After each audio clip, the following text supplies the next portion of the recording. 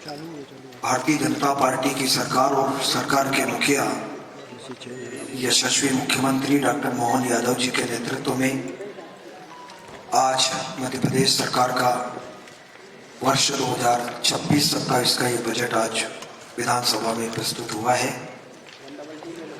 मैं मुख्यमंत्री जी को भी, प्रदेश की जनता को भी, आपको भी, सबको बधाई देना चाहता हूं।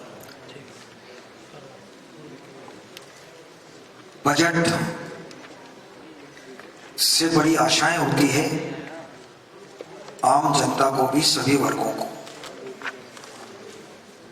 और इसलिए पहले भी जब बजट प्रस्तुत हुए हैं तो हमारा यह प्रयास रहा कि जनता की भावनाओं का सम्मान होना चाहिए, जनता से सुझाव आमंत्रित करना चाहिए।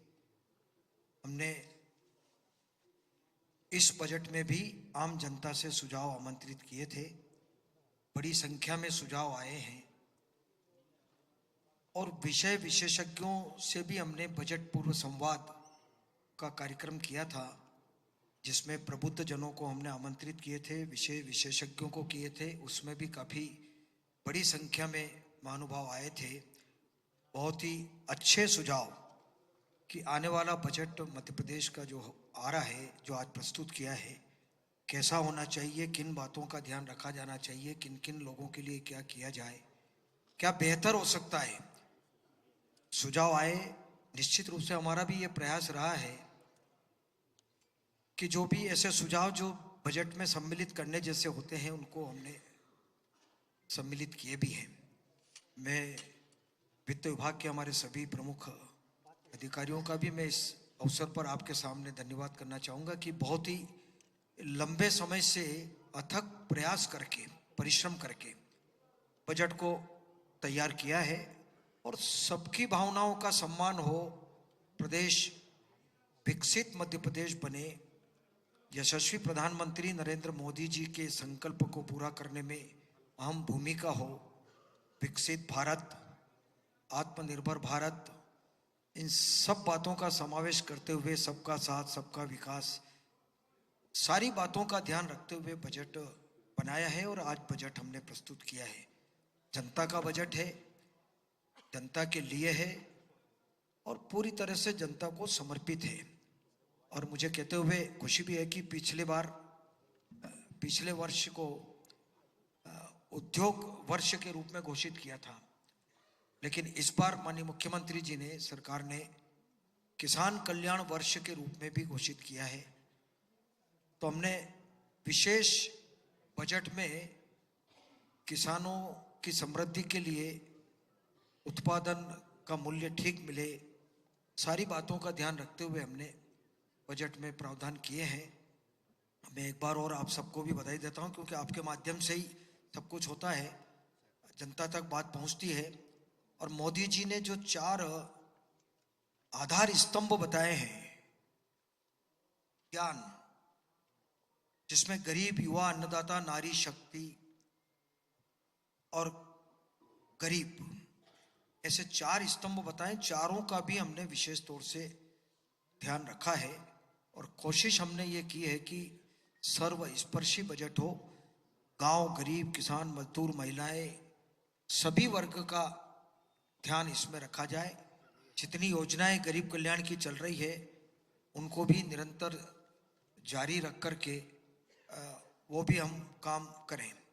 एक और प्रयास हमारे विभाग के सारे अधिकारियों ने भी बड़े परिश्रम के साथ में, पिछली बार भी हमने जीरो बजट के हिसाब से रखा था और अभी इसको रोलिंग बजट के हिसाब से प्रक्रिया का हमने पालन किया है कि आने वाले 26-27, 27-28, 28-29 आने वाले वर्षों में भी प्रदेश के विकास में क्या हो सकता है, कहाँ कहाँ कैसा डेवलपमेंट हो, कौन सी योजनाएं रखी जाए, क्या किया जाए 2047 को दृष्टिगत रखते हुए, तो उसका भी हमने इसमें पूरा ध्यान रखा है। लेकिन आपको पता है कि आज जो बजट प्रस्तुत हुआ है, उसमें पिछला जो बजट हुआ था वो 4,21,000 करोड़ का था, आपको पता है, उसको साहित्य आपके पास है। लेकिन इस बार 4,38,317 करोड़ का ये बजट हुआ है जिसमें राजस्व व्यय 3,08,658 करोड़ का और कुल पूंजीगत व्यय इसमें 80,266 करोड़ का। इस प्रकार से हमने ये प्रावधान किए हैं। और कुछ विभागों को जहां आवश्यकता है और कुछ महत्वपूर्ण जहां जनता से जुड़े हुए काम हैं, उनमें हमने ग्रामीण विकास विभाग में 37% की वृद्धि की। हमने नगरीय विकास एवं आवास विभाग में हमने 16% की वृद्धि की। महिला बाल विकास में हमने 26% की। राजस्व विभाग में 43%, स्कूल शिक्षा में हमने 11% की वृद्धि की है। इस प्रकार से जो महत्वपूर्ण कुछ काम थे, हेल्थ के क्षेत्र में भी हमने 23,747 करोड़ का हमने प्रावधान किया बजट में। चूंकि कृषि एवं संबद्ध क्षेत्र में 88,910 करोड़ का, कृषि एवं संबद्ध क्षेत्र के गैर बस्ती स्रोतों को सम्मिलित करते हुए हमने 1,15,000 करोड़ का। वैसे मैंने सारी बातें अभी बजट भाषण में की है, लेकिन कुछ प्रमुख योजनाओं में जो प्रावधान किया है, लाडली बहना योजना, इसमें लगभग 23,800 करोड़ का, और बीबीजी रामजी योजना में लगभग 10,400 करोड़ का, मुख्यमंत्री किसान कल्याण योजना में लगभग 5,500 करोड़ का, राष्ट्रीय स्वास्थ्य मिशन में लगभग 4,600 करोड़ का। सिंहस्थ का आयोजन आपको पता है कि 2028 में सिंहस्थ का आयोजन होगा, उसमें लगभग 3,000 करोड़ का प्रावधान हमने किया। और कुछ नई योजनाएं हैं जिनमें हमने प्रावधान किए। द्वारका योजना, अगले 3 वर्षों में 5,000 करोड़ का निवेश होगा। स्वामित्व योजना में लगभग 3,800 करोड़, यशोदा दुग्ध प्रदाय योजना में 700 करोड़ का। इस प्रकार हमने कुछ प्रावधान हमने किए हैं।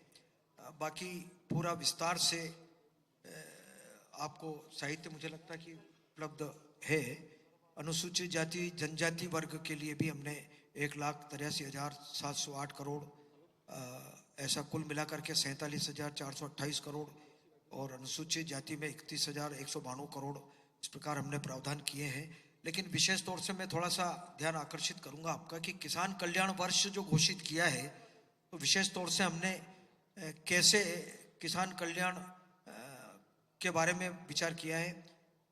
तो 2000 ये जो उत्पादन एवं उत्पादकता वृद्धि हेतु 28,158 करोड़ का प्रावधान किया गया, जिसमें आधुनिक तकनीक और अनुसंधान को बढ़ावा मिलेगा।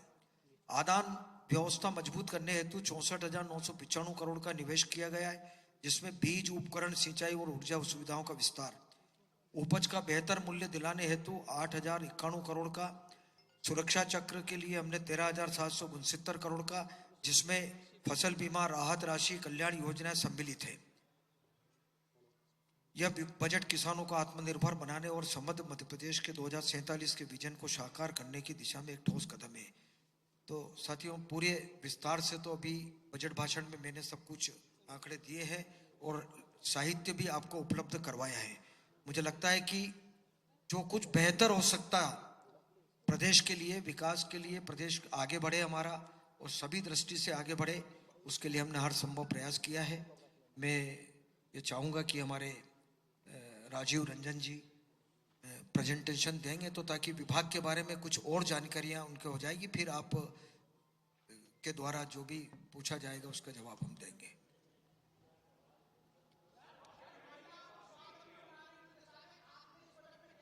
एक मिनट मैं एक निवेदन कर दूं कि प्रेजेंटेशन थोड़ा सा हो जाए।